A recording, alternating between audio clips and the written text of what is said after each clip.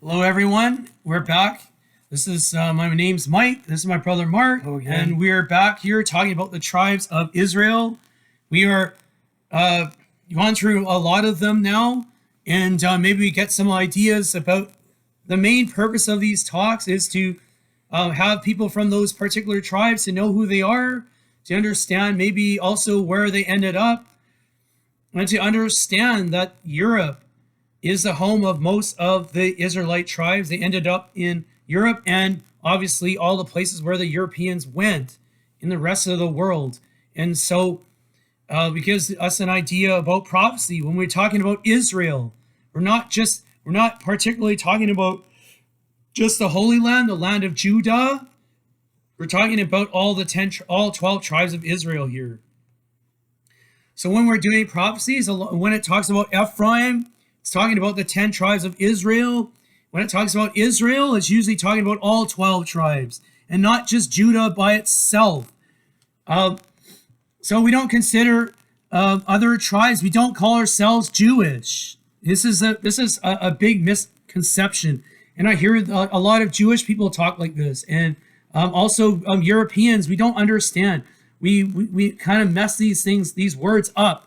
And the word Gentile, an Israelite is not a Gentile. A Gentile is somebody who's not from the 12 tribes of Israel. Let's be clear, okay? An Israelite is not a Gentile. So if just because you're not from the tribe of Judah, that's what a Jew is. A Jew is from the tribe of Judah. Or you can be considered a Jew if you believe in their rabbinical Judaism faith. That's another way you can be called a Jew, but you're not like Jewish, like from the tribe of Judah Jewish. Very important to make these things clear. So if you're from one of these other tribes and you're not from the tribe of Judah, then you're an Israelite. Okay? But you're not Jewish.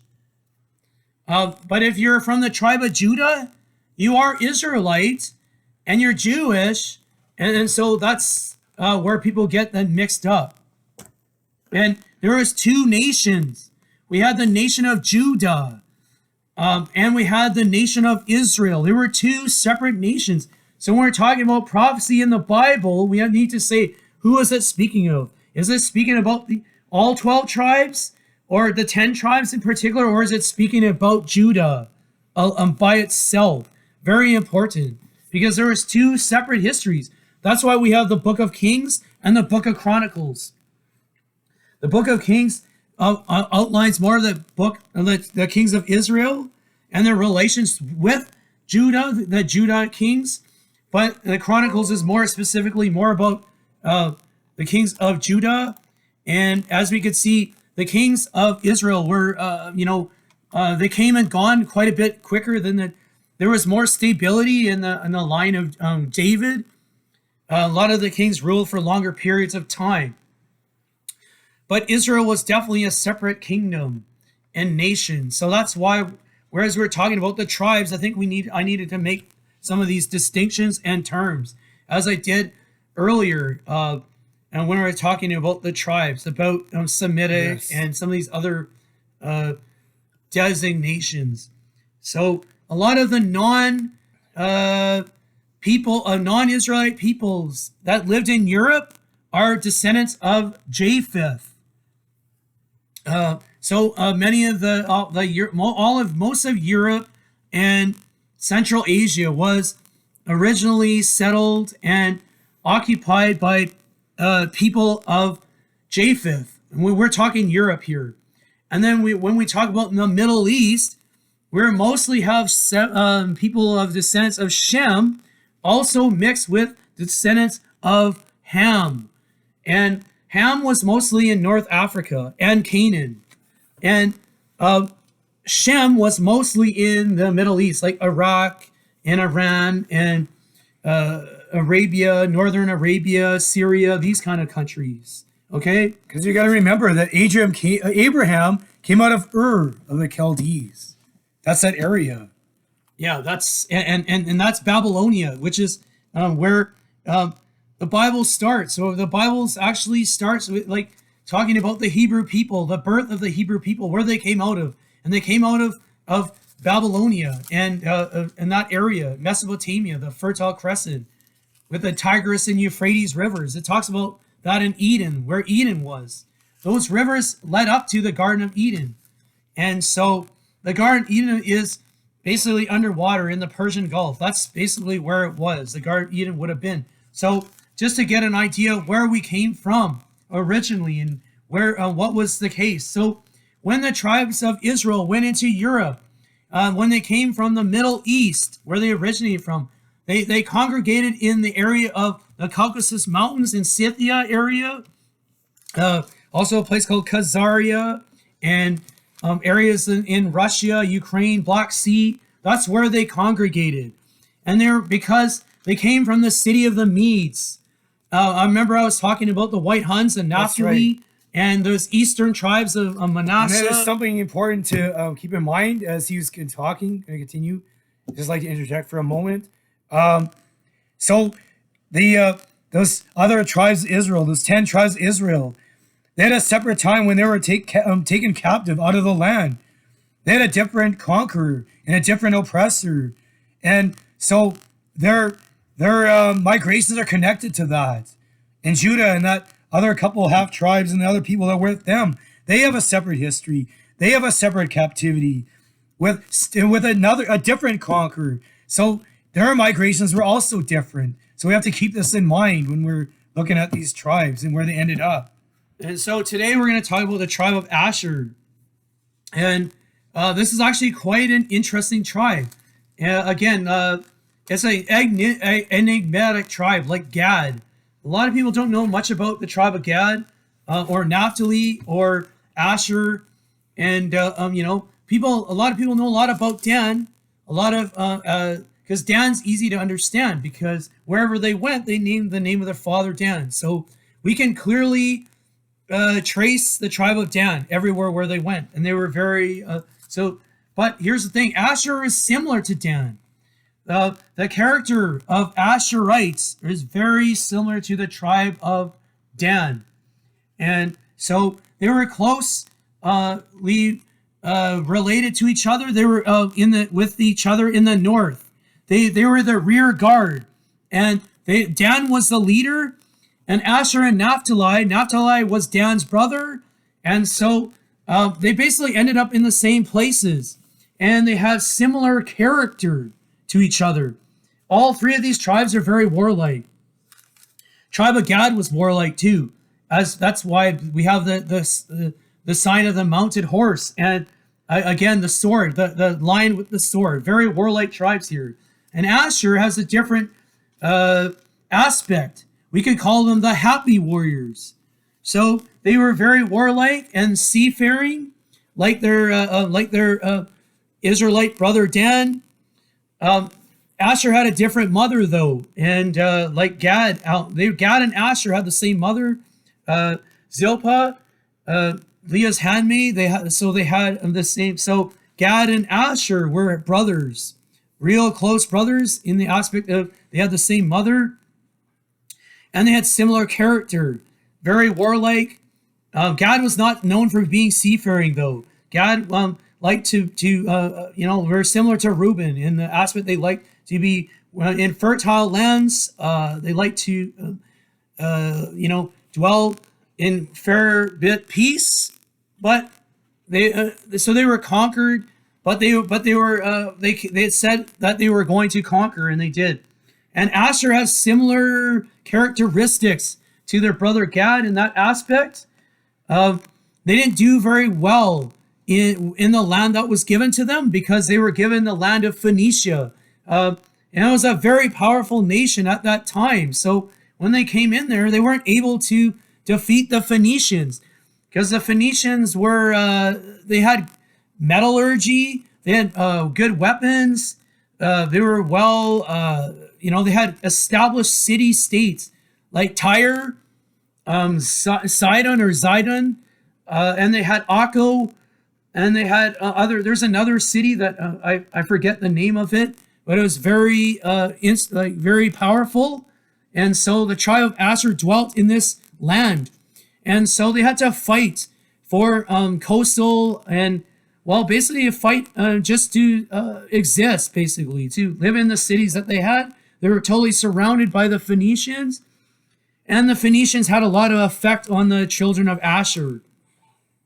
And so we have to, when we look at this history of Asher, we have to also can't ignore the history of Phoenicians, because they kind of work hand in hand together. So now I'm going to talk about Asher, what it means, and it means happy. And we're going to go to Genesis chapter 30. This is when Asher was born, and we'll start there. Yeah. Verse 12, chapter 30 of Genesis. And Zilpah, Leah's maid, bare Jacob a second son. And Leah said, happy am I, for the daughters will call me blessed. And she called his name Asher. So it means happy.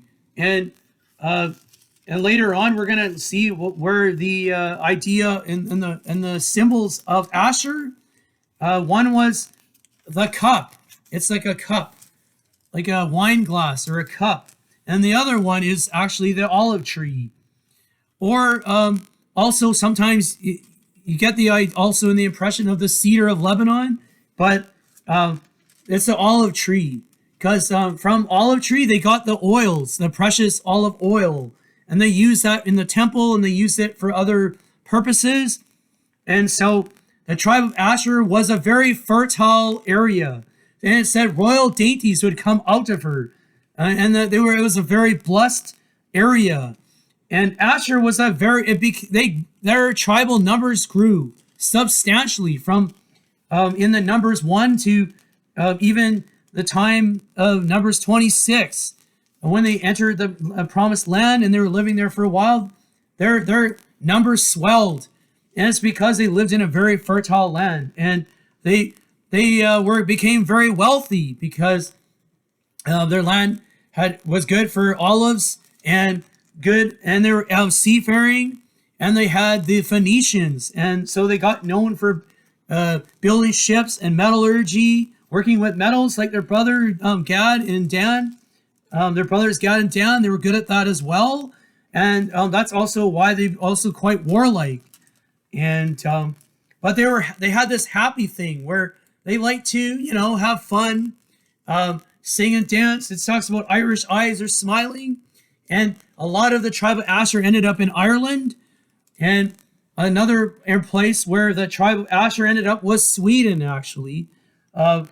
Another aspect of Asher is the Phoenician connection. So they were the Vandals. They became the Vandals. And that doesn't carry the best connotation, but that's where we get the idea of the horn helmets even. And they were they raided, and they were seafaring raiders, and they were known to have fun and with the drink and having fun. And they weren't as serious with the word of God, not as serious with the law.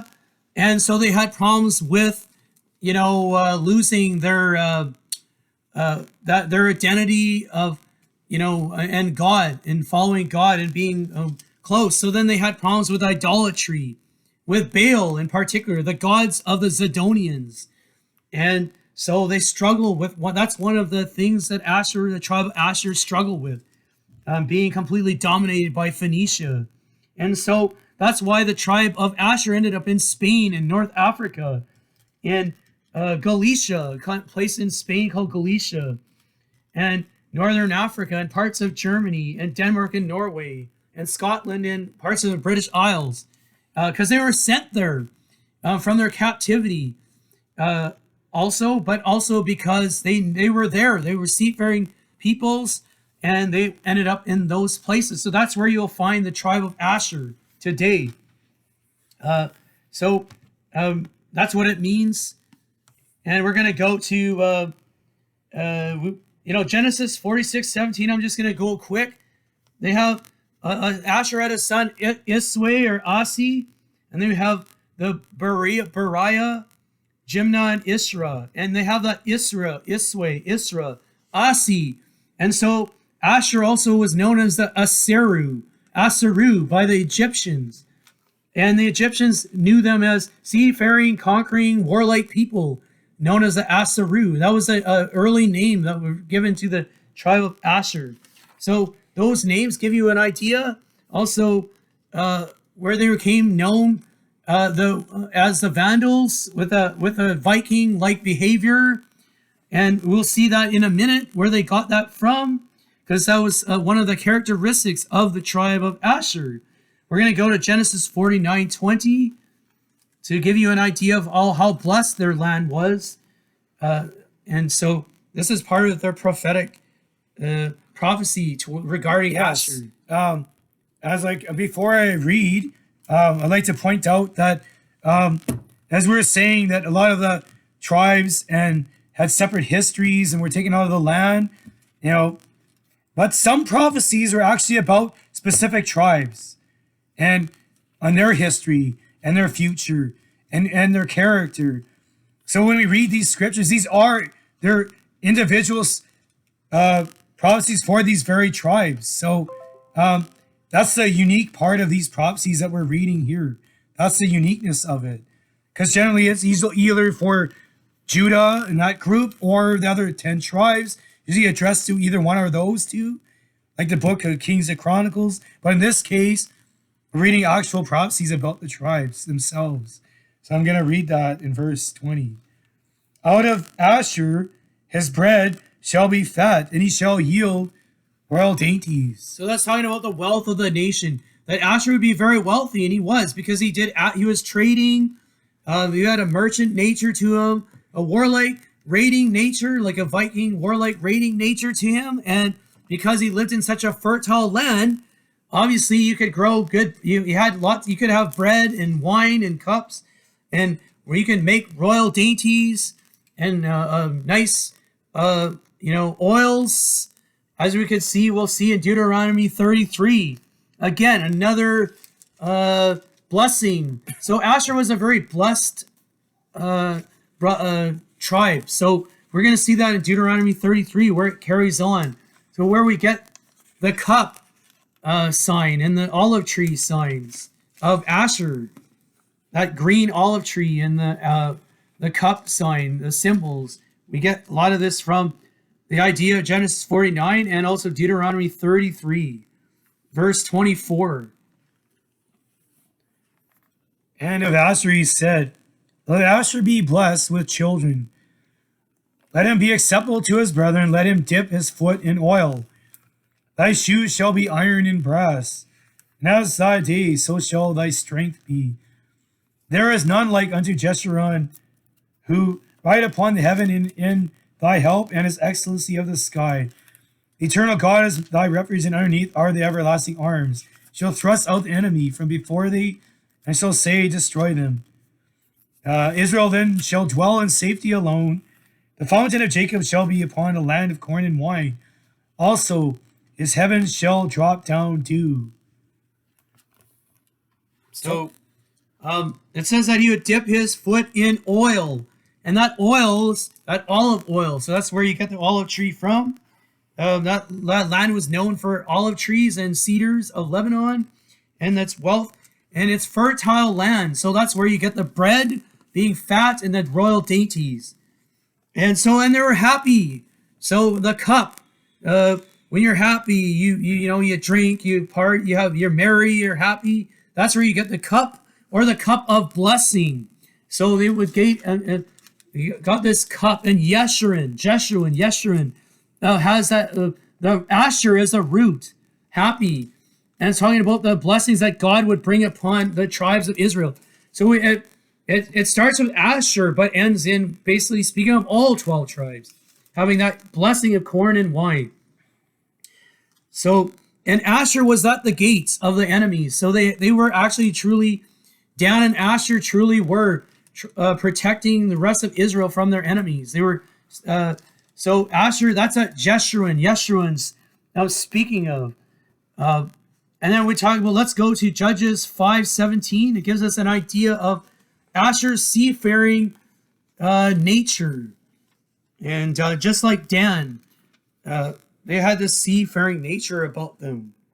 And they had ships similar to the Phoenicians, and they went around the same places.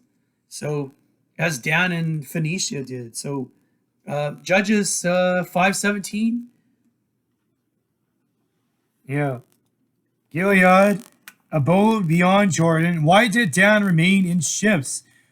Asher continued on the seashore and abode in his breaches. And so that means he was along the seashore. He was trading and doing, trading with the Phoenicians and other groups, and they were doing that, and they just couldn't be bothered with joining with the rest of the Israelite tribes in dealing with the invaders, with Deborah and Barak when they called out. So, so that gives you that idea of that. And Judges 1:31-32 talks about the Phoenicians and how they were so strong that they were not able to take out and remove the I'm not going to read it, but Tyre, Sidon, and Akko, those cities were not taken over by the Asherites. And so that's why they had problems with Baal worship and other issues and being dominated by that and struggling with their identity.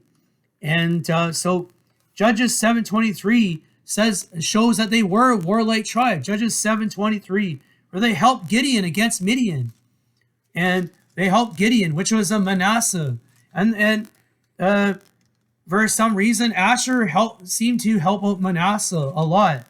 The tribe of Joseph, they helped Manasseh out.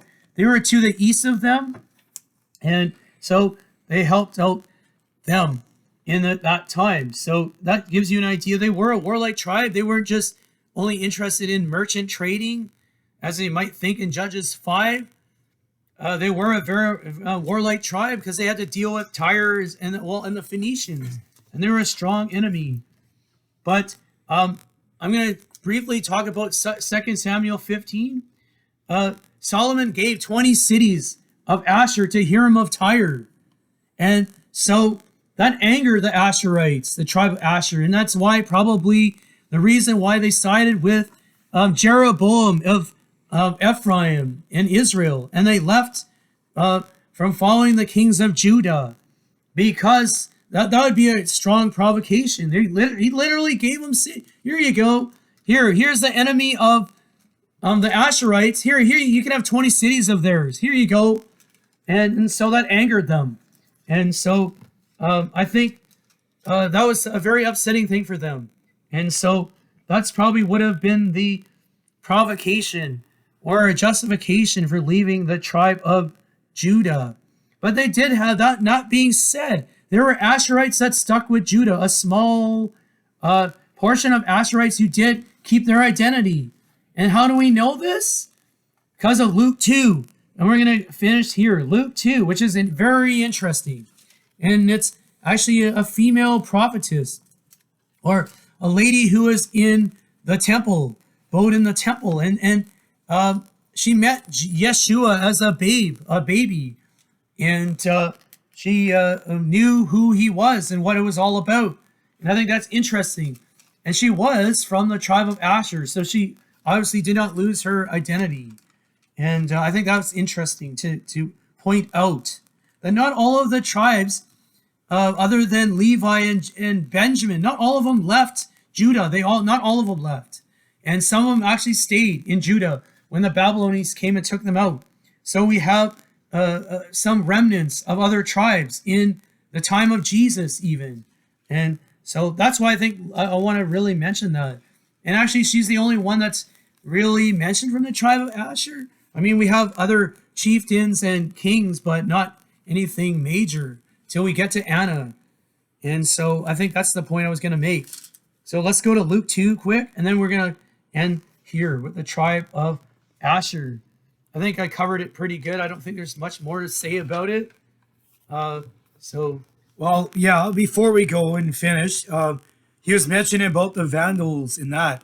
Well, that aspect of the tribe of Asher was where they were involved in prophecies that were against the Roman and the Roman Empire and their system of religion, and bringing down the Roman Empire. So they were used in those prophecies against the Roman Empire and the seals and the things that were mentioned in Revelation. So they were involved in that. So They were part of that judgment upon the Roman Empire.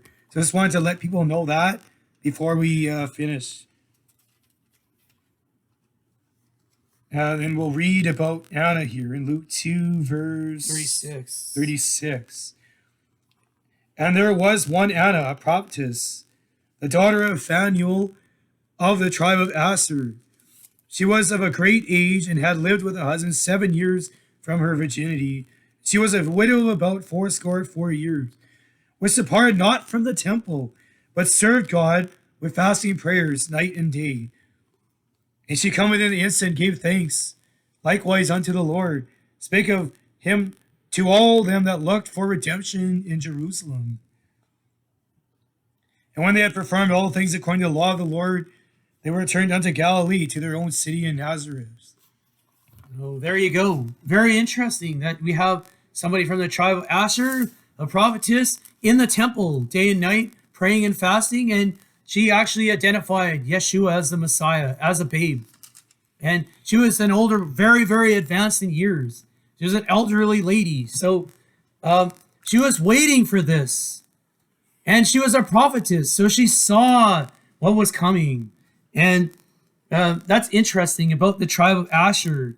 You know, yes, they had problems with issues of losing their identity and being warlike and having problems with, you know, Baal worship and other things, idolatry. But there was a aspect of the tribe of Asher that had some affinity and ties to Judah. And that was clearly seen earlier on, actually, with King David. Tribe of Asher was one of the first people to actually stand by David. But obviously, they were also one of the first to leave, too. And that was because of Solomon giving their 20 cities to their enemy, Hiram of Tyre. So I'll leave it there. And this is a very interesting tribe, and they were one of the tribes used in judgment against the enemies of Israel, and so they're very instrumental, and they will be instrumental again against the enemies of Israel once more, just like the tribe of Gad and Dan and Naphtali, who we were talking about. These are very warlike tribes, and they were used to in judgment and executing judgment upon their fellow Israelite brothers and tribal brothers, but also the world, the enemies of Israel. So God bless everyone and take care. And we will continue on with the next tribe, the tribe of Issachar. And this is another very interesting tribe with a very different history and a very different personality. So take care, everyone, and God bless.